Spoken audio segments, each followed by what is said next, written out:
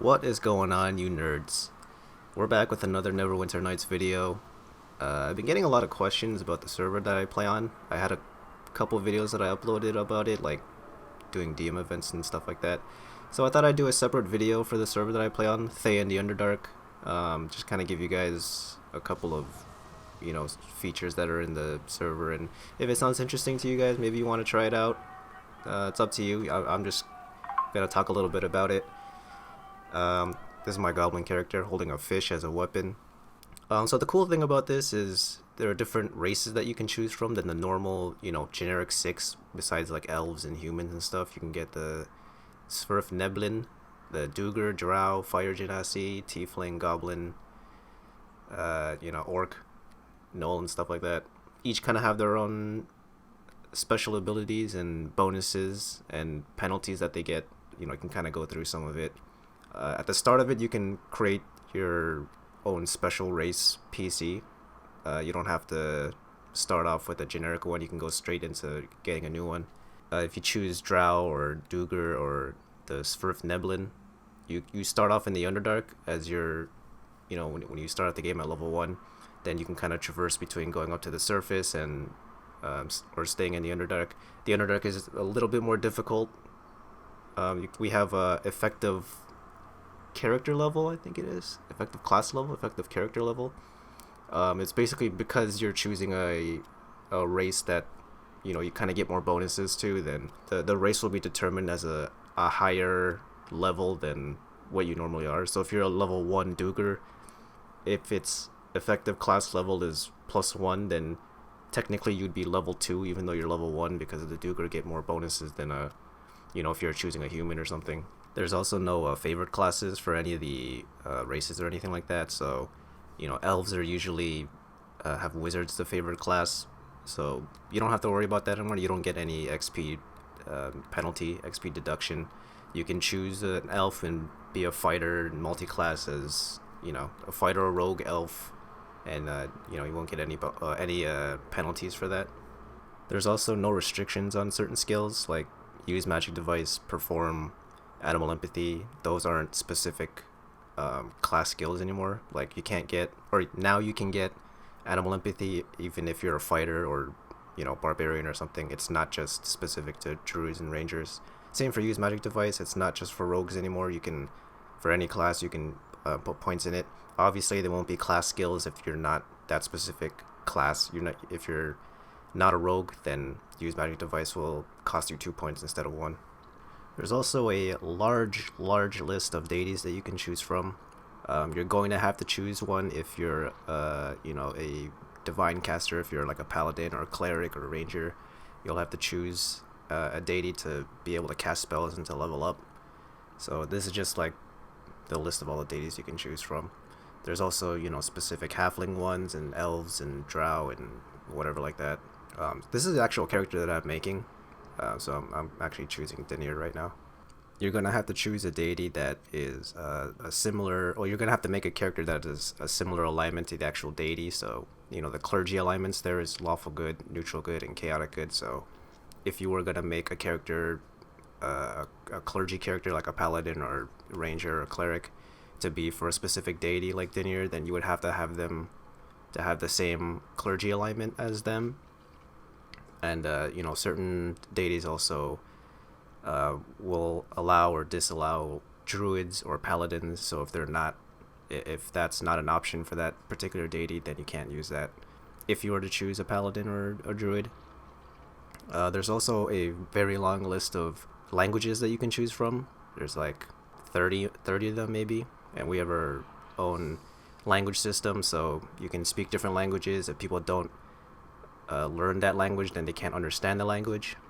So for humans, they basically have one regional language that you can learn. So you basically get a free language depending on what land that you want to roleplay that you're coming from. The languages are based on intelligence modifiers. So if you have 12 intelligence, which is a modifier of 1, then you would get 1 extra language that you can learn and choose from that list. If you have intelligence of 14, so you get a 2 modifier, then you're going to have 2 languages that you can learn. And you can also get more languages if you consistently roleplay that you're learning a particular language from a character or whoever like that.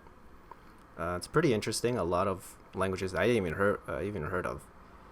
You also get your language based on your race too. So if you're elf, then you automatically get the elven language. If you're tiefling, then I think you get the infernal language or abyssal language. Halflings get the halfling language, etc. Orcs get the orcish language. So right now we're going into the game with a new character. You can do like a little tutorial with a certain NPC where he kind of just gives you these basic quests that you can do to help level up your character to level 2 and get you enough money and XP. I don't want to actually record that or anything. You guys can, if you end up playing the server, then you can kind of experience that yourself. Another interesting thing is we have something called dynamic items. So one of these dynamic items you can get from a quest is this dragon amulet. So it actually improves as you level up. So if you're level 5, let's say, then the abilities that you would get from these dynamic items wouldn't be as high as if you were like a level 11 wearing the same thing.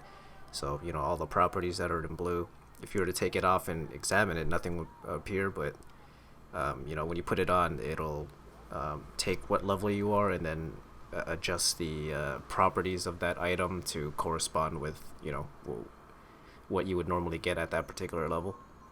There's also a lot of different towns and cities on the server. This is Bezinter, known as the city of 1,000 temples, where there's just a whole bunch of different temples that you can go to here. Here's an arena that you can fight in. You can also be a gladiator as one of the factions. We'll probably get into that a little bit later.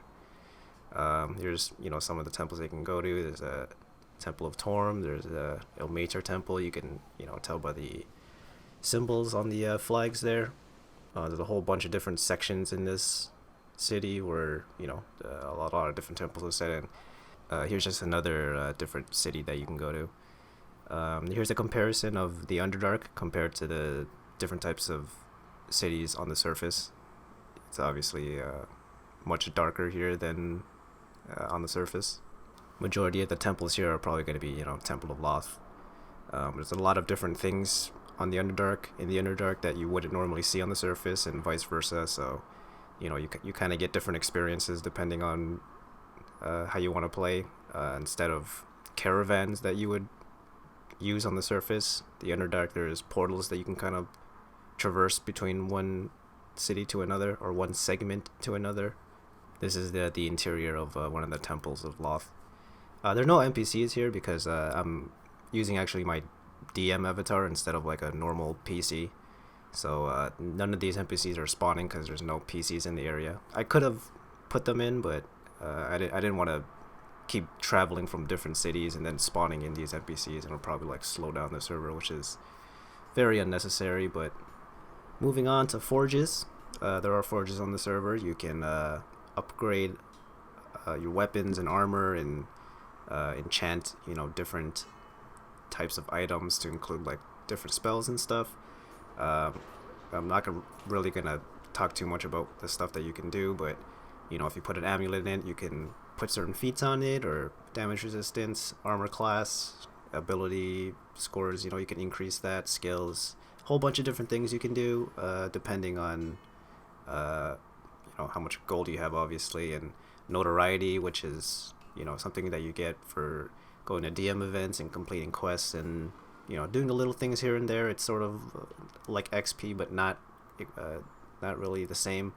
But you'll kind of accumulate it as you continue playing, and that'll upgrade or that'll open up more forge options for you to upgrade your equipment. We also saw tailor models briefly, where you can kind of modify the look of your weapons and armor. You can change different designs. You can add robes and change your cloak, the colors, all that extra accessory type stuff. We're on the road right now. This is how you can traverse from one city to another. You can either take a caravan, which is a much safer route, or you can actually ride or walk there yourself.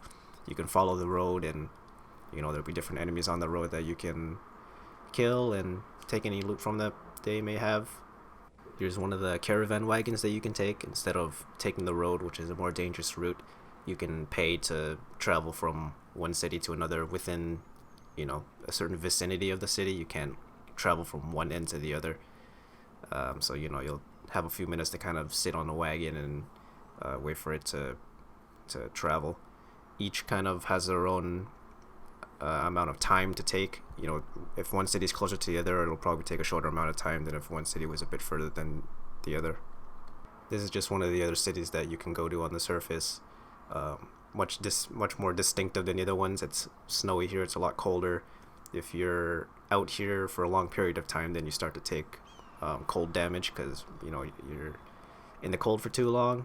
There's also winter clothing, a winter cloak, winter boots and stuff, where you can keep yourself warm, where you don't get any cold damage for being in the cold for too long. This is one of the temples, the Shandakal temple. One of the few temples where you can actually traverse from one end to the other. These are kind of like symbolizing portals where you can take a portal and reach from the northernmost end, the southernmost end, eastern or westernmost end of the map. Along with caravans, you can also take boats to certain places. If you can't normally travel there on the road, you can take a ship or take a small boat. This is one of the smaller boats where you can only have a certain limit of passengers. I think this might be only a limit of 2. And then these bigger ships can fit, I don't even know if there is a limit on this. You can fit as much as you want. You can go below deck. You can go to the captain's quarters to rest if you have to. There will also be random encounters when you're either on a wagon or on a ship. Sometimes, you might have a random encounter of bandits on the road, or, lizard people coming out of the water, or pirates or whatnot. Another thing I forgot to mention about special races that you can play as. You can also play as a Lycan. There are different types of Lycans you can play as. Right now I'm just showing how NPC Lycans work. If you're finding them on the road, they'll usually appear as a normal bandit, and when you hit them, they'll turn into a specific Lycan depending on, what your level is. If you're actually playing a Lycan, there are different types. There's werebear, wereboar, werecat, wererat, all the rhyming words, and each have their own effective class level. We kind of talked about that a little bit earlier. Along the same lines of creating a new character, you can also create test characters. So if you want to, try a certain build out and, kind of see how it works, you can create test characters. This is kind of like the laboratory where you can play around. You can level and de-level yourself and, figure out what the best build is for your particular character. All you have to do is, when you're typing in your name, just have to put a period before the name. So just dot, Terrence or whatever name that you want to put. You can come in here, then kind of level yourself up, figure out if you want to do a bard, barbarian, or fighter, shadow dancer, whatever like that. Kind of play around with it. You can also do mercenary contracts. They're pretty much just like associates that you can hire. You'll pay a certain amount depending on your level. You can hire them, then you can order them around. You can command them to attack a certain target or run away or heal you, or kind of like the generic henchmen that you would have in the campaign.